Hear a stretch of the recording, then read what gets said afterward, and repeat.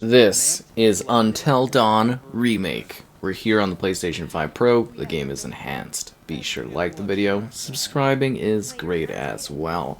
So this is essentially just taking the PlayStation 5 version of the game and just adding Pro to the title. No, it does make it actually run a little bit better, I guess.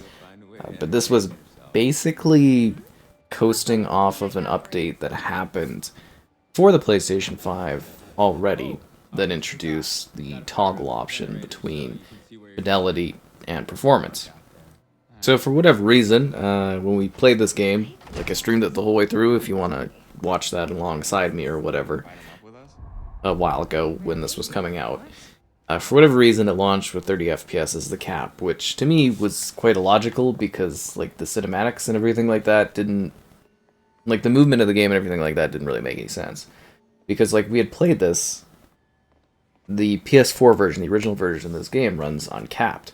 So if you actually run that version of the game on your PS5 or your PS5 Pro, the game actually is like 60 FPS. And on the PS5 Pro, it would actually be a little sharper. So maybe someday we'll take a look at that one as well.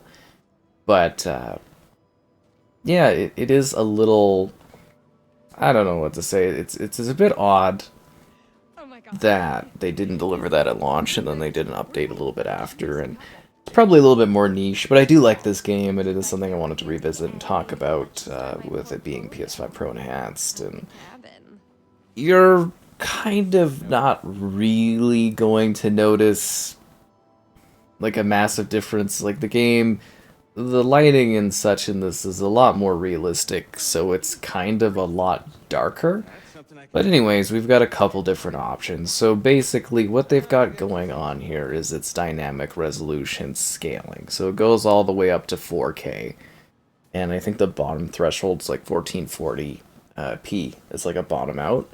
But yeah, you should be getting a lot closer to 4K. This is the quality mode, so it's at 30 FPS.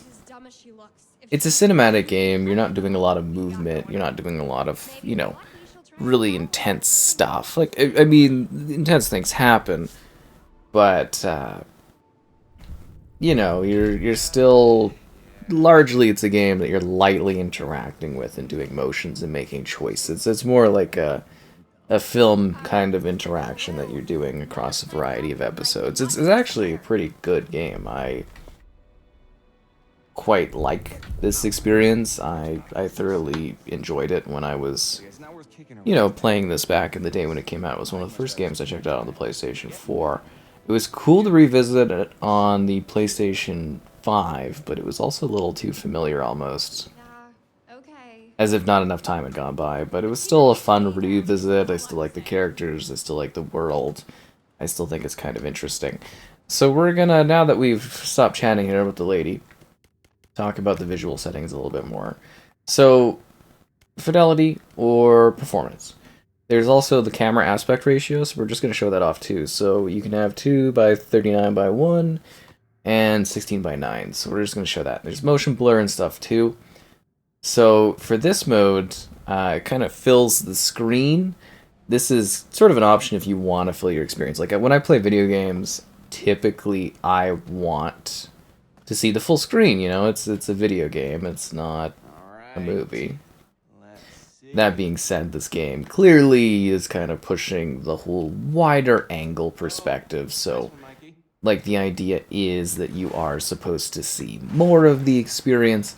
So I would, in this situation, personally kind of recommend going with the kind of wider viewing angle. Oh no.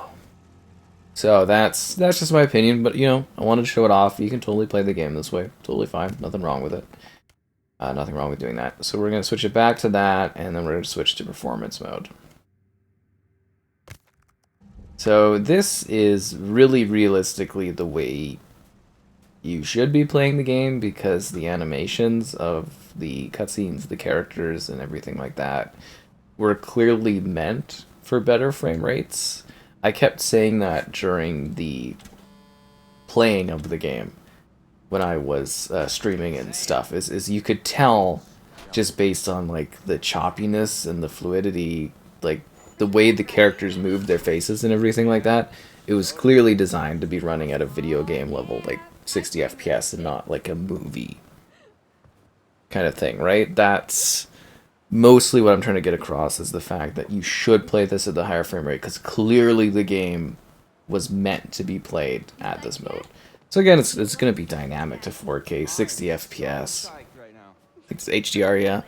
And that's the way you should be playing this experience, because it's going to feel, the gameplay will feel better. I think in general, games at higher frame rates are better, but this one in particular, even though it is, story driven and it does look a little better in the quality mode, it is an experience where having that fluidity, I think you can immediately tell here the way the characters kind of move, their expressions, it is definitely supposed to be at 60 FPS. It just, like, you can really tell that the animations were kind of made that way, and it felt so choppy playing this at 30 FPS. Even though it was something I was just watching, because clearly the character, like, facial animations and that during cinematics just did not line up properly with that, and they didn't work out. So I don't know why that update just wasn't kind of present for this game, and it is nice that that exists. So we're also going to show off the full widescreen, of course, and there's all these, like, this is a game anyone can play too. They've added all of these easy interactive points where you're able to easily, like, touch something without having too much difficulty, so you can actually play through it.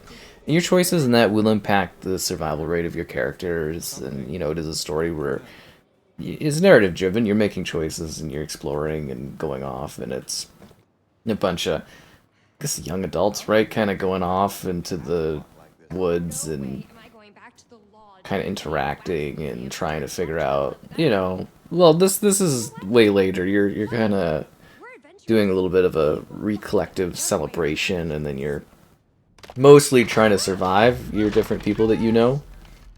And that's kind of how it plays out, is the survival surprises and the twists and turns as you try to, solve puzzles and interact with characters and make your way through places. But as I said, most of the game, it's dark, so it's a lot harder to appreciate the visual elements of this, remake.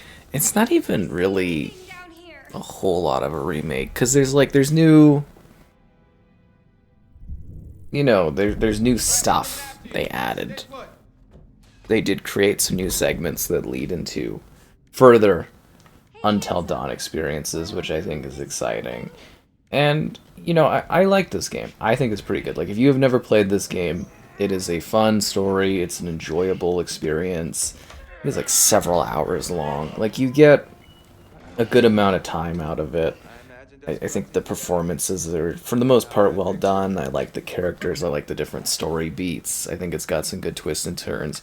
And this is one of the better, if not the best, of this type of game, if that makes sense, in the light interactive kind of things, because there were other games that kind of came along. There's been some other ones like the Quarry and stuff, and I don't think those ones, there's always some kind of weird twist or something like that happens, and I don't know if those ones quite deliver like Until Dawn does. I quite like this game. I think it's well done. I like the characters, the world of it. And I really just kind of hope this is a good, quick kind of little showcase of, how the game is now. And again, I would recommend this if you haven't played it or haven't seen it before. And I know this gameplay has been relatively dark, but it does look better visually. It is, cleaner, having that sort of overhead and stuff for this does make it a better experience. They haven't, like, radically changed things on this one, but it is visually a bit better and a better experience. It's more for people to revisit down the road, or for people that are playing it for the first time and want the best experience. And it's, it's just because it came out around the Pro that it even got enhanced like this. They have changed some lighting things, they have changed some other experiences, but I would say you would go with the performance mode, and this game should feel and look right, and offer something that is visually the experience you should have had when I was sitting there streaming through the game or at launch. And it's kind of a little disappointing that we didn't get that kind of treatment until way after. But anyways, looking pretty good on the Pro, I'd say.